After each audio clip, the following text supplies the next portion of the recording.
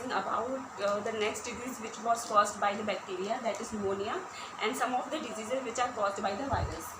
तो निमोनिया देखो मैंने एक टाइप का टेबल बना लिया गाइस, तुम लोग इसी टाइप का टेबल बना लेना जिसमें first heading will be caused by, किससे कॉज हुआ है, सिम्टम्स, स्प्रेड, ट्रीटमेंट और प्रिवेंशन।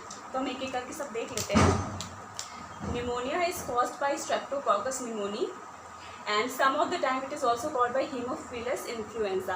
तो ये नेम याद करते हुए चलना, pneumonia is caused by streptococcus pneumoniae and some of the time it is caused by haemophilus influenza. Symptoms क्या है इसका, dry cough, high fever, chest pain. अच्छा, एक्चुअली निमोनिया क्या होता है पहले तुम लोग को ये पता है, निमोनिया होता है द कंडीशन, जैसे लंग्स में तुम लोग को पता है एल्वेलाई प्रेजेंट रहती है। This alveoli is filled by the dead cells, वो डेड सेल्स से फिल्ड हो गया, मतलब डेड सेल्स इतनी ज़्यादा हो गई है कि उसमें कंजेशन हो गया है, प्रॉपरली ब्रीथ नहीं कर पा रहे हैं, कफ वगैरह ये सब चीज़ें हो जाती हैं। तो ये मेनली बेबीज़ वगैरह के केस में भी कई बार पाया जाता है। तो निमोनिया मेनली रेस्पिरेटरी सिस्टम से रिलेटेड है। तो हम इसके सिम्टम्स देख लेते हैं। Dry cough, high fever, chest pain, spit में है ब्लड, समटाइम्स द स्पिट थूक में भी ब्लड के स्पॉट्स दिखते हैं, हेडेक, बॉडी कई बार चिल हो जाना, लिप्स और फिंगर्स कई बार ग्रेश ब्लू कलर के हो जाते हैं। तो ये सब सिम्टम्स हैं निमोनिया के। और अगर हम बात करें किस तरीके से ये स्प्रेड होता है, तो it is spread by the droplet infection और aerosol infection of the infected person, या इन्फेक्टेड पर्सन की स्नीज या स्पिट कभी अगर दूसरे पर्सन पे पहुंच जाए तो उसकी वजह से इन्फेक्शन हो जाता है। ट्रीटमेंट की अगर हम बात करें तो इसकी ट्रीटमेंट के लिए सबसे इम्पॉर्टेंट चीज़ है कि bed rest, complete bed rest, बहुत सारा पानी पीना, बहुत सारे फ्लूइड्स, लिक्विड ड्रिंक्स लेना और एंटीबायोटिक्स वगैरह से ये प्रिवेंट किया जा सकता है। ओके, तो I hope pneumonia is clear. Now coming on to virus. Common virus का जो फर्स्ट है दैट इज़ कॉमन कोल्ड। ये तुम सब लोग को पता है, इसमें बताने की बहुत ज़्यादा ज़रूरत नहीं है कि कॉमन कोल्ड में एक्चुअली क्या होता है।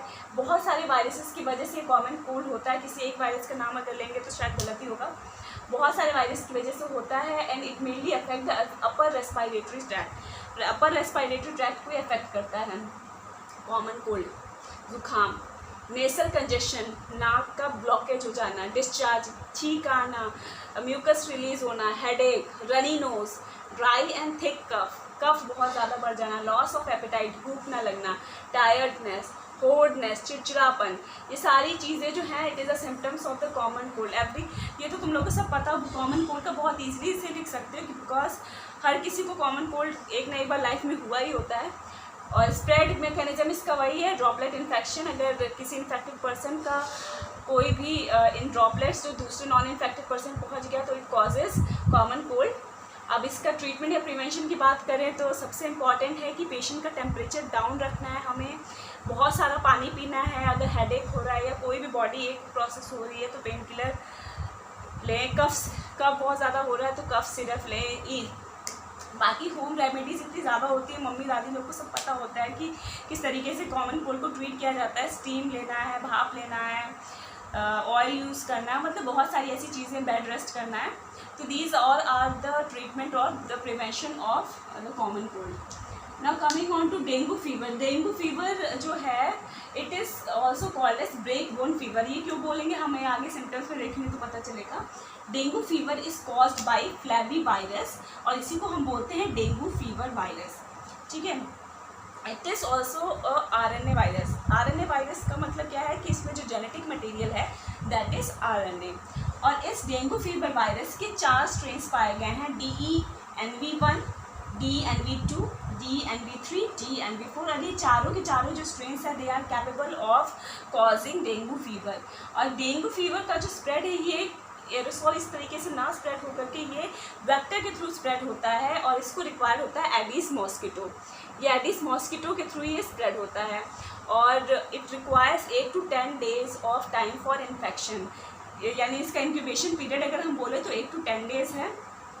पहले 8 to 10 days में जो वायरस है वो बॉडी में फैल जाता है और बॉडी में फैलते हुए सबसे पहले पहुंचता है WBC वाइट ब्लड सेल्स के पास पहुंचता है। वाइट ब्लड सेल्स में पहुंचते ही अगर ये बॉडी में इंटरफेरॉन रिलीज़ करने लग जाता है। इंटरफेरॉन्स क्या होता है, जो बॉडी हमारे सिम्टम्स है वो इंटरफेरॉन्स की वजह से आ रहे हैं। जो वायरस जो है वो इंटरफेरॉन्स की वजह से इन्फेक्शन शो करता है।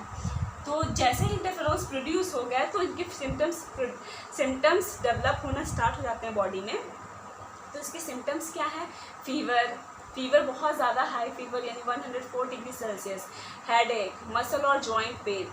और इसका इंक्यूबेशन पीरियड कई बार मतलब सिम्टम्स फाइट करने के लिए 2 से 7 डेज भी में भी इन्फेक्शन जो है वो पाया जाता है। नहीं sorry, not infection but fever जो है इसका 2 से 7 दिन तक रहता है। अब इस केस में क्या होता है कि फ्लूइड जो है, fluid it gets accumulated in the chest, abdominal cavity में एक्यूमुलेट हो जाता है, जिसकी वजह से ब्लड जो है वो प्रॉपर्ली सर्कुलेट नहीं हो पाता है एंड ऑर्गन्स डिसफंक्शन होना स्टार्ट हो जाते हैं, क्योंकि ब्लड नहीं पहुंचेगा तो भाई ऑर्गन्स प्रॉपर्ली काम कैसे करेंगे। ओके, तो ये कुछ सिम्टम्स है डेंगू फीवर। अच्छा, अब इसको ब्रेक बोन फीवर क्यों बोलते हैं? बिकॉज इसमें जो फीवर होता है इसकी वजह से मसल्स में, जॉइंट्स में पेन्स होने लग जाते हैं, जिसको हम ब्रेक बोन फीवर कहते हैं। अच्छा, ये क्योंकि मॉस्किटो से कॉज हो रहा है। देखो, डेंगू फीवर और चिकनगुनिया दोनों का मैं बता रही हूँ, कोई पर्टिकुलर एज सच वैक्सीन नहीं बनी है जो इस बीमारी को या इस डेंगू फीवर को कंट्रोल किया जा सके या ख़त्म कर सके। इसके लिए एक ही चीज़ है, दोनों के लिए ही एक ही चीज़ है कि भाई मॉस्किटो से बच करके रहें। कभी भी हम बाहर निकल रहे तो फुल स्लीव शर्ट पहन के निकले, या घर पे अगर सो रहे हैं तो मच्छरदानी लगाएं, ऑल आउट लगाएं। मतलब ऑल आउट मैं स्पेसिफिक वो नहीं कर रही हूँ, लेकिन कोई भी मॉस्किटो रिपेलेंट चीज़ यूज़ करें ताकि मॉस्किटो हमारे पास कम से कम आए। Okay, now chikungunya is caused by aedes aegypti and aedes albopictus. इसी को हम चिको वायरस भी बोलते हैं, चिकनगुनिया। इसका इंक्यूबेशन पीरियड कितना है? 2 से 12 डेज तक, क्योंकि ये भी मॉस्किटो से ही इन्फेक्टेड हो रहा है, मॉस्किटो से ही ट्रांसफ़र हो रहा है।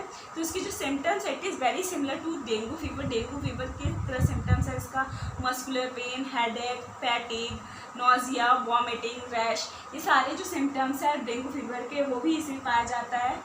और इसको टेस्ट करने के लिए हम यूज़ करते हैं एलाइजा, PCR। एलाइजा क्या होता है तुम लोगों को मैंने बताया है, मुझे फुल फॉर्म मैसेज करना एलाइजा का क्या होता है। एलाइजा और PCR किस बेसिस पे चेक करते हैं? देखो, अगर कोई भी इन्फेक्टेड पर्सन, सपोज मैंने मान लिया ये A पर्सन है, इसको चिकनगुनिया हो गया, तो इसकी बॉडी में खुद से खुद क्या होगा, इसके अगेंस्ट एंटीबॉडी प्रोड्यूस होना स्टार्ट हो जाएगी। ठीक है, तो अगर एंटीबॉडी प्रोड्यूस हो रही है उसकी बॉडी में, that means the person is chikungunya positive. तो यही एंटीबॉडीज़ को चेक करने के लिए एलाइजा PCR यूज़ करते हैं। इसके लिए भी कोई वैक्सीन नहीं बनी है, तो उसके मोस्ट इम्पॉर्टेंट चीज़ इसके लिए यही है कि मॉस्किटो से बचा जाए। Okay, so guys, this is all about the diseases which are caused by virus. तो हम नेक्स्ट में और भी देखने वाले हैं और भी किस किस तरीके से ये डिजीजेज जो होती हैं वो कॉज होती हैं। यहाँ तक कि कोई डाउट हो तो please do message me, but हाँ, टेबल ज़रूर से ज़रूर तुम लोग बना लेना। Okay, thank you.